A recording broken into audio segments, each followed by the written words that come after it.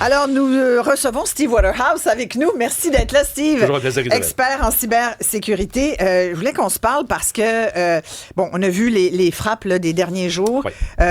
Israël qui a mis les États-Unis dans sa manche pour attaquer l'Iran. Et là, ce qu'on voit, évidemment, c'est des drones, on voit des explosions et tout. Mais on n'imagine même pas tout ce qui se passe au niveau cyber-opération. Oui. Et toi, qui es un spécialiste de la chose, tu vas pouvoir nous expliquer un peu... Parce que les guerres aujourd'hui, en 2026, se font aussi et surtout peut-être même, en cybersécurité et en cyber-insécurité, on va dire. Absolument, parce que tu as 6 domaines de bataille, Isabelle. Tu as fait une historique rapide. Là, tu as l'air, la mer, la terre, les conventionnels. Ouais. Après ça, tu as eu l'espace dans les années 60 qui est apparu. Tu as eu cyberespace à partir des années 2000 qui est devenu un domaine de bataille où il y a des plans, il y a des opérations qui ont lieu, pareil comme qu'il y a présentement en Irak. Puis tu as un 6e domaine qui est celui du cognitif, dont les médias sociaux influencent les gens pour penser, les radicaliser, puis toutes sortes de façons de faire de même.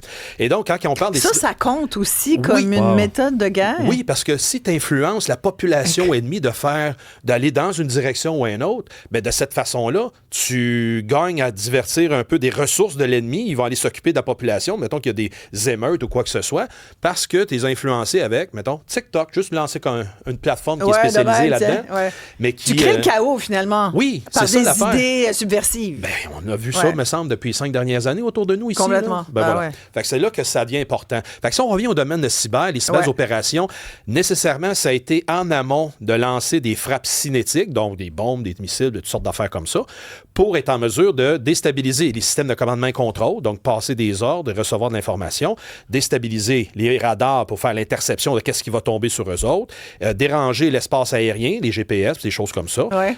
Tout ça rentre dans cet aspect-là. Fait que oui, les éléments techniques font partie de cette préparation et d'exécution. Et quand on dit qu'après ça, les Iraniens, eux autres, je devrais dire le régime islamique en Iran, ben, eux aussi font des contre-offensives en cyber-opération avec le proxy un peu partout dans le monde. Est-ce qu'ils sont bons? Ben oui, ils sont bons. Comme les gardiens. Là, les gardiens de la République. Bons, hein? Ils sont très bons, mais aussi ils font affaire avec des bandits dans des sous-groupes non officiellement affiliés et parrainés par le gouvernement. Mais quand l'attribution est faite, ça a des ramifications, comme les Russes en ont, comme les Chinois en ont, etc. C'est qui? C'est des groupes, c'est comme des hackers? C'est des hackers professionnels. C'est donc des gens sous des sobriquets comme Muddy Water, comme APT-38, Advanced Persistent Threat, APT-39, qui sont à l'œuvre pour être en mesure de créer des problèmes chez l'ennemi. Ici, en Amérique du Nord, ben, ils sont venus visiter. Juste te donner un exemple très simple. Oui. Un barrage dans l'État de New York et que le barrage à Rye a été pris le contrôle pour ouvrir ou fermer la vanne par ces groupes iraniens-là. Puis après ça, ils ont allé faire des petits tours dans des banques dans New York, des places comme ça. C'est-tu comme des groupes mercenaires? Ils sont engagés pour... Oui. Dans le fond, eux, leur but, c'est de faire de l'argent et du trouble. Ben, faire de l'argent, mais surtout quand c'est des idéologies politiques qui sont rattachées à leurs gestes, comme les 3 que je t'ai mentionnés, ben eux, c'est quasiment là, des sous-contractants du gouvernement, parce que un gouvernement qui attaque une autre nation, c'est un acte de guerre. Et seulement que des militaires peuvent faire ça. Mais si c'est des sous-contractants, des civils, pas rapport, ben là, à ce moment-là, c'est comme considéré des marginaux et c'est comme ça, présentement, la cyberguerre s'opère. Fait qu'en ce moment, il y a des cyberattaques à partir de 72 groupes présentement identifiés, alignés avec l'Iran. 72? Présentement, là. Ça a grossi, là. Et qui sont à l'œuvre pour créer du dérangement parmi tous les pays du Moyen-Orient. Les dérangements, on parle de déranger des banques, les systèmes de télécommunications. La Jordanie, son système de gestion du gaz s'est fait avoir aussi avant-hier. Et tous des éléments comme ça. Fait que autant qu'une bombe peut faire du dommage, mais si tu fais de la surpression sur une ligne de gaz, là, tu peux en faire aussi des kaboums avec ça.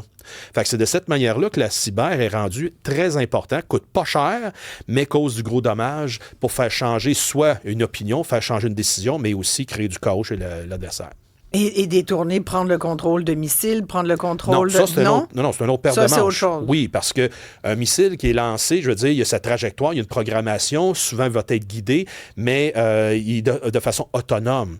Quand je dis autonome, ça veut dire qu'il est programmé, garde, va-t'en la coordonnée 1, 2, 3, il part, il n'y aura pas de communication. Mais un de ces groupes-là ne pourrait pas intercepter le signal, jouer dans les bébelles, puis non? Non, ce qu'ils veulent faire et ce qu'ils tentent beaucoup à chaque fois, c'est de faire le brouillage de GPS. C'est une des raisons. Pourquoi qu'on retrouve ça un peu partout? On retrouve ça en Ukraine, dans la mer du Sud-Ouest en Chine, avec les problèmes avec la Chine et la Taïwan. On trouve ça présentement dans le Moyen-Orient. C'est la première raison que les navigations avec maritimes et aériens sont dérangées et les espaces sont bien déterminer où ce que ça devrait s'appliquer. Mais ça, c'est pas une science parfaite. Un nom n'arrête pas au pouce près. Fait que c'est pour ça que les gens sont avertis pour dire, si vous allez dans ce coin-là, ben, attendez-vous d'avoir des petits problèmes de navigation et les gens s'y préparent en conséquence. OK. Donc, tout ce que tu appelles le cyber, en termes d'opération, c'est brouillage, c'est mauvaise information, désinformation. Manipulation de cette information. Manipulation. Oui, parce que regarde, la télé iranienne, elle s'est fait hacker, elle s'est fait pirater pour passer un message avec Trump qui disait, regarde, les Iraniens, je vous sauve, etc. Ça fait partie du scénario. Ouais. Et où on n'est plus capable de savoir qui dit vrai, qui dit faux. Là. Et c'est là que la source est importante. Puis là, quand c'est la télé d'État qui se fait avoir là-dedans, bien là, le message est encore plus important de dire, bien là, si tu vraiment le gouvernement iranien qui dit ça, on sait quand même, on est quand même capable de faire la part des choses, mais la majorité de la population, on peut dire non à ça. Comment ça peut nous toucher, nous, ici? C'est averti depuis la fin de semaine. Moi, j'en ai fait un article là-dessus sur LinkedIn, informant les gens.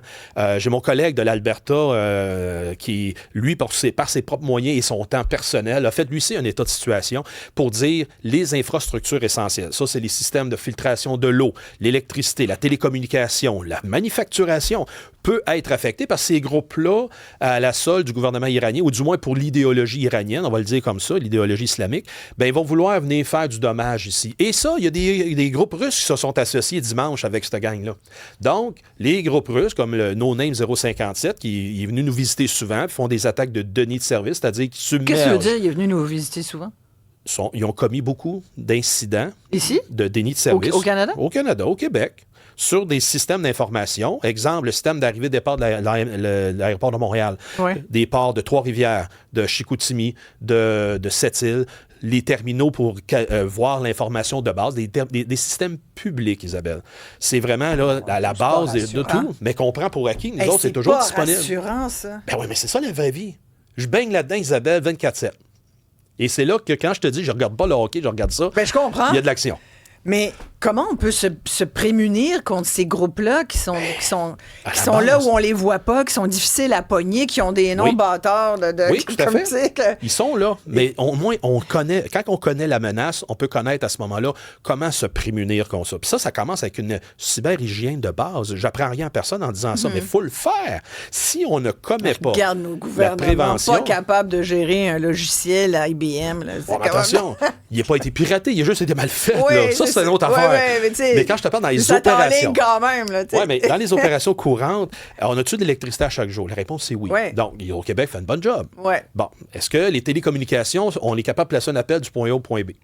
Bon, les télécommunicateurs, à date, font un bon travail. Mais là, il y a un petit bémol là-dedans parce que les Chinois sont dans les réseaux de télécommunications de bien des places dans le monde parce qu'ils ont trouvé des failles des manufacturiers que pendant 2, 3, 4, 5 ans, ils ont exploité puis ils ont été capables de copier les conversations, les textos puis les affaires de même. Fait que quand tu sais qu'il y a ça, même le NSA aux États-Unis puis les agences canadiennes ont dit, bien, assumez pas que les réseaux de télécommunications modernes sont sécuritaires quand vous faites un appel, chiffrez vos informations, chiffrez votre conversation. Ça veut dire passer par des applications comme Signal, par exemple, pour faire un appel, parce qu'il va être plus difficile à déchiffrer. Tout simplement. C'est des éléments comme ça. Mais ça, si ta conversation est vraiment importante, on s'entend. À quel point tu vas savoir quand, dans le temps, quelqu'un peut retenir quelque chose qu'on te dit dans une conversation, tu ne le sais jamais. Fait que tant qu'à assumer que quelqu'un peut prendre ta conversation... Là, on tombe dans la paranoïa, je le sais. Mais je travaille dans cette façon-là. Fait que quand c'est anodin, c'est anodin. Mais aujourd'hui, on est capable de faire la voix de n'importe qui de façon artificielle. Bon, mais on est public avec aussi, les bots, là, tu sais, donc... On est public, Isabelle. Fait qu'il y a des échantillons de notre voix qui traînent partout. Anyway. Exact. Bon, mais pour monsieur et madame tout le monde qui n'ont pas cet échantillon de voix-là, ben minimisez votre risque puis sécurisez vos communications. J'ai ça à dire, mais encore là, je dis n'importe quoi. Bon, fait qu'il faut voir c'est quoi c'est le mois de la prévention de la fraude en même temps, Steve. Puis, voilà. Le lien... Tu m'as amené ce que je voulais t'amener. Tu dis aux gens, faites attention, mais le monde, c'est tout juste s'ils donnent pas leur nip à la troisième question. Ben, justement, il y avait un article dans le journal ce matin à l'effet, justement... des gens qui ont des déficiences visuelles. Les et ça, c'est un gros problème. Écoute, c'est épouvantable. Il y a tellement pas de système qui sont obligés de dire leur nip parce qu'il n'y a rien d'autre de prévu. Ou aveuglément, ils passent le carte puis ils tapent. Ils tapent sur quoi? Ils savent pas. Ben non. Puis des gens malvoyants, c'est pas juste des aveugles complètement, c'est des aveugles, des gens qui ne voient pas, qui sont pas capables de percevoir l'information. Fait que là, ils sont laissés à eux-mêmes. Fait que l'accompagnement n'est pas toujours là. Ouais. Et c'est ça que dans l'économie moderne, mais ça répond à 90 de la population. Écoute, il y a 25 des gens qui sont des analphabètes fonctionnels, c'est-à-dire qu'ils fonctionnent dans la société, mais ils savent pas tellement ni lire ni écrire. Puis ils vivent quand même, puis ils travaillent et tout. Mais quand arrivent toutes ces questions-là, là, on est dans le... Là, on fly là, en matière de cyber-opération, cybersécurité. Là, on parle de fraude. Comment on peut minimalement être protégé aujourd'hui, sans devenir paranoïaque? Là? Tous et chacun, si on fait juste gérer nos affaires à notre niveau, et bon mot de passe, au lieu que ça soit 1, 2, 3, 4, 5, 6, qui est toujours le numéro 1 mondial. Encore? Bon, ça fait 15 ans que tu me dis ça. Je sais, Isabelle, mais c'est ça la réalité. 1, 2, 3, 4, 5, 6. Ouais. Ça, puis Uguerti, je sais pas quoi. Aucune lettre, rien, pas de caractère, non? Il y a aussi le deuxième, c'est password. Le troisième, quatrième... C'est Uguerti, c'est-à-dire c'est les lettres de votre ordi. Et ça, c'est des mots de passe qui ont été captés dans des fuites d'informations, ramassées, collectées. Là, c'est une affaire qui ont fait une étude de 3 ans et ça faisait 658 millions de pièces d'information. Puis là-dedans, le numéro 1 revenait toujours. Puis à chaque année, il revient depuis, c'est toujours 1, 2, 3, 4, 5, 6. Fait que les gens, ils veulent la simplicité pour travailler. Ils veulent pas se casser le basic, on s'entend. Mais c'est la première étape que les pirates, qu'est-ce qu'ils vont faire? Il essaye 1, 2, 3, 4, 5, 6, puis une fois sur 2, ça marche? Bien, certain que ça va marcher. OK, donc là, regarde, on va le redire. Ne pas utiliser 1, 2, 3, 4, 5, 6, s'il vous plaît. Trouvez d'autres choses. Fais-le à l'envers. 6, 5, 4, 3, 2, 1. Tu sais, déjà, là, c'est un petit peu plus... Non, mais on blague, là, mais... On blague, mais c'est facile pareil. C'est comme quand tu es au téléphone, on doit dire maintenant pour éviter... Parce que les fraudes au téléphone, on vient de le dire, ils sont capables de faire notre voix. On a eu des cas ici de gens connus, tu sais, qui se font prendre parce qu'ils pensent que c'est leur fille qui est coincée, qui a été kidnappée ou qui a besoin de 5 000 $ pour la faire sortir de prison. Avec la voix. C'est ça. Alors, il faut avoir un mot-clé. Il faut que tu dises à tout le monde dans ta famille, OK, notre mot familial, c'est, je vais dire n'importe quoi... Micro. Micro. Oui. Bon. Ben là, tout le monde le sait. Puis là, tu dis, OK, c'est quoi le mot de passe? Puis là, si la personne ne le dit pas, c'est comme, bye-bye, je te raccroche au nez. Bye, ciao, bye. L'important, c'est qu'il ne faut pas que ça soit associé avec la famille en ligne. Micro, ça serait pas une bonne idée. Ça serait pas bon parce qu'on est trop radio. Un mot compliqué, genre serpillière. Un contexte, Isabelle, c'est encore plus difficile. Tu sais, on est habitué, dans notre jeunesse, on est allé toujours en Estrie au chalet qui avait un toit jaune. Bon, c'est-tu vrai ou c'est pas vrai? On ne sait pas, mais on s'en fout. Ouais. Si la personne est capable de répondre ces mots-clés-là, déjà là, ça va être plus difficile à imiter. Okay. Et de cette façon-là, ben, juste notre entourage devrait le savoir. Puis à chaque dîner de famille, on se le répète pour que ça devienne un automatisme. Toi, tu mets 3 mots alors, toi? T'as comme... Plus que ça, là. Ouais? Ça, je te parle d'un contexte. OK. Raconte-moi qu'est-ce qui s'est passé en telle année, tel carrément. accident. Ben, OK, tu veux qu'on jase à l'autre bout, là, le fraudeur? Tu veux l'entertainer? Ben oui. Jasons de notre famille. T'en souviens-tu quand on est allé en Espagne? Genre, ben oui. Puis t'es jamais allé. Ah! Tu viens d'être pogné. That's it. Aussi simple que ça. Mais c'est tellement simple. Oui, mais c'est ça, il faut mettre en pratique. Oui, mais tu sais on doit douter. Oui, mais tu sais ce qu'ils font? Parce que les gens n'ont pas le temps de douter. Ouais. Quand tu penses que c'est ta fille... Tu sais, moi, j'imagine qu'à l'autre bout, je pense que c'est une de mes filles qui est dans une position délicate puis qui me dit « Maman, il faut absolument que tu m'envoies 2000 $ parce que, nana, tu comprends, là, je ne vais pas douter, je vais penser que ma fille est en danger. » Tu comprends? Même rationnel comme je suis, là. Oui. Tu sais, bon, probablement que je t'appellerais sur l'autre ligne pour te dire « Steve, qu'est-ce que je fais? » Ouais, moi j'ai un lien qui vient, là, puis j'invite les auditeurs à réagir à 1-8-7 Cube Radio. Hier, on a reçu Luc Sabourin, lanceur d'alerte au sein de l'Agence du service frontalier du Canada. Oui, en gros, il disait là, que nos douanes, c'est une passoire. Qu'il y a 400 000 passeports illégaux qui seraient en ce moment en circulation au Canada. Oui. Est-ce que ça peut menacer notre cyberespace canadien? Puisque là-dedans, j'imagine, il y a peut-être des personnes avec des mauvaises intentions, certainement. Mais pas directement. Pas directement. Ça, un faux passeport, une fausse pièce d'identité, ça vient à ce moment-là aider les criminels à rentrer légitimement dans notre espace, autrement dit, dans notre environnement, notre société. Là, ça devient un gage d'identité. Ils n'ont même plus besoin de passeport. Quand tu te présentes à quelque part, ils demandent une pièce d'identité, ça devient la première étape. Puis après ça, ça ensuit des prêts puis des affaires qui s'en vont à une adresse réelle que c'est pas la sienne. Dans le cyberespace, vu qu'il n'y a même pas d'identité numérique encore, c'est encore plus facile. Ouais. Écoute, avant de te laisser, tu voulais absolument revenir sur Radio Amateur... Radio Météo Canada. Radio Météo Canada, oui. Oui. C'est super. Tu m'en as parlé avant qu'on rentre en ondes, puis je trouvais ça super intéressant que les gens soient au courant. Qu'est-ce qui se passe? En ville, les gens s'en souviennent pas, mais c'est une radio qui existe depuis une 50aine d'années et qui opère sur 7 fréquences prédéterminées dans le 162 MHz. Et c'est des radios, donc, il y a des canaux identifiés que par région, il y a toujours une antenne qui dessert. Comme ici, c'est au Mont-Royal. Après ça, il y en a d'autres un peu partout dans la province. Et qui sert à la météo. Que la météo 24/7. Ouais. Et donc, quand il arrive des tempêtes de neige, des conditions difficiles, hasardeuses qui menacent à la vie, premièrement, il envoie un signal d'alarme. Et les radios spécialisées qui existent, l'alarme va faire retentir et va attirer l'attention pour que les gens écoutent le bulletin météo. Maintenant, dans les régions... C'est tellement très utile que tu vas me dire qu'on va couper ça? Oui! Pourquoi tu penses, Isabelle? Non, mais sérieux. Mais tu sais, ça nous surprend pas. En zone urbaine, les gens s'en foutent éperdument parce qu'ils utilisent le cellulaire, ils utilisent une application qui fait le même genre d'approche. Mais en région, partout à travers le Canada, où le cellulaire, il est vraiment pas bon. Ça, c'est la radio qui couvre 95% de la population. La bonne vieille radio. Oui. Puis si on va en vacances, exemple, aux États-Unis, ils ont le même genre de fréquence en opération. C'est pour ça que je dis en Amérique du Nord. Pas, eux autres. Non, ils la gardent. Mais nous, on la coupe parce qu'on n'a pas d'argent. Je ne sais même pas la raison officielle parce qu'il n'y a même pas officiellement de lettre du CRTC qui a été émise disant voici pourquoi c'est coupé. C'est juste un message sur la page web de base. Les régionaux l'ont repris. Moi, je l'ai repris avec d'autres et c'est comme ça qu'on le propage comme nouvelle. Fait que même j'ai sondé certaines instances à Ottawa puis bien du monde ne savait, ils n'ont pas vu ça, c'était passé en dessous du radar. Fait que c'est une discussion, on va peut-être s'engager parce que c'est le 16 mars que c'est coupé. Et à partir du 16 mars, ça devient un moyen, surtout à des périodes comme on est aujourd'hui, là, on ne manque pas de moyens de s'informer, de dire on se fait avertir que quelque chose de grave arrive. Parce que chez nous, la radio est toujours là, est sourdine. S'il arrive justement un verglas, une tempête, lorsque les vents sont élevés en haut de 70 km/h, Environnement Canada envoie ce signal d'alarme-là. Là, je peux me préparer, je peux faire attention, etc. Parce que c'est pas des réseaux cellulaires comme nos cellulaires. C'est complètement indépendant. C'est de l'analogue? C'est du VHF. C'est radio conventionnelle. Mais ça, en temps de guerre, c'est tellement par ce genre de canal-là qu'on doit communiquer.